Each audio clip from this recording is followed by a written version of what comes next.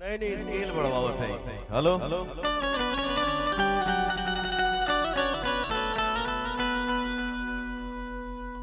हेले आओ आगे रहो पुरान हंसलू तो भाग हमार जाग जाए, हंसलू तो भाग हमार जाग जाए, जा हमारो जा हमारो तोहरे के लाग जाए, जा हमारो तोहरे के लाग जाए, हंसलू तो भाग हमार जाग जाए, हंसलू तो भाग हमार जाग जाए। मुझे आज भी वो दिन याद है और आज भी वो कुर्ता पजामा शेरवानी हमको याद है जो मैं इसी मंच पे गाना गाया था कि 16 बरिस के भइलू अब ही प्यार ना भई, 16 बरिस के भइलू अब ही प्यार ना भई,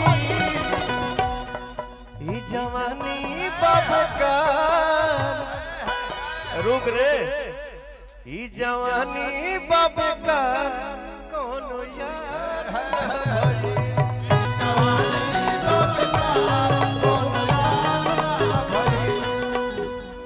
आओ। आज आस्था मेरे साथ मंच पे पहली बार मिली है, जागरण में करो भैया हो जा हमारो उमर, यही डांस किया था उस टाइम भी तोहरे के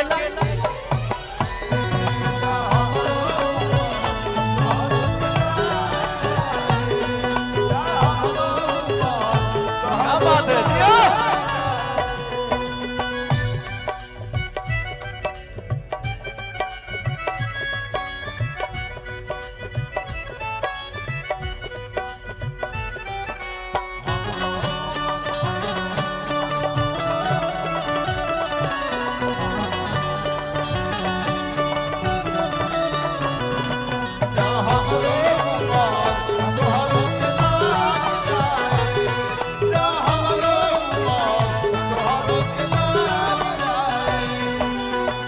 मिलके जब जालू मोरे धन हो, जियारा जरेला छन छन हो, जब जालू मोरे धन हो, जियारा जरेला छन छन हो।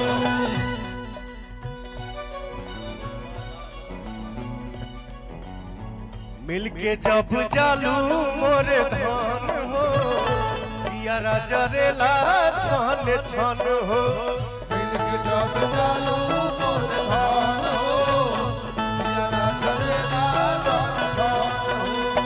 हे भैया एक चीज हमसे छूट गया था, इस महोत्सव में मंच के सामने हमारे जितने भाई यूट्यूबर भाई बैठे हैं खड़े हैं कैमरा लेके, जे भी भाई हमारे न्यूज चैनल से बा, आप सभी को मेरा सादर प्रणाम, अपना आशीर्वाद अपना साथ अपना प्यार बनाए रहिए और सबके बारे में अच्छा दिखाइए अच्छा सुनाइए। रहेलू तू सोझा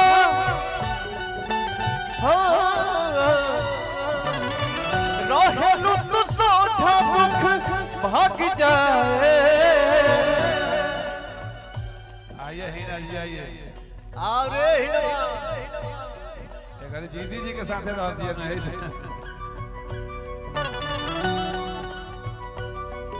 ए प्यास जी, जीदी जी के हीना जी के सगाई होके वाला बा। अरे रहे ना देख के काहे इतना गोड़ लगता है ले आवला चाह लागे जीदी जी के हीना जी के सगाई होके वाला देखी ड्रेस एके में के बा। आई हो दादा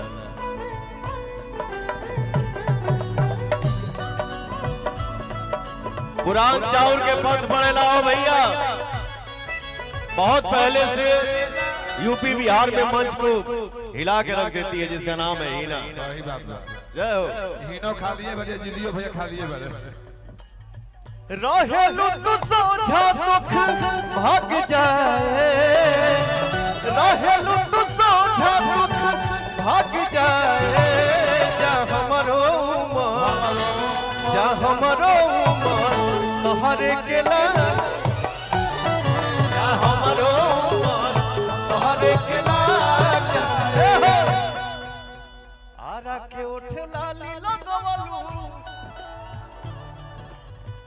अब बलिया के बाली नवा ताके नथुनी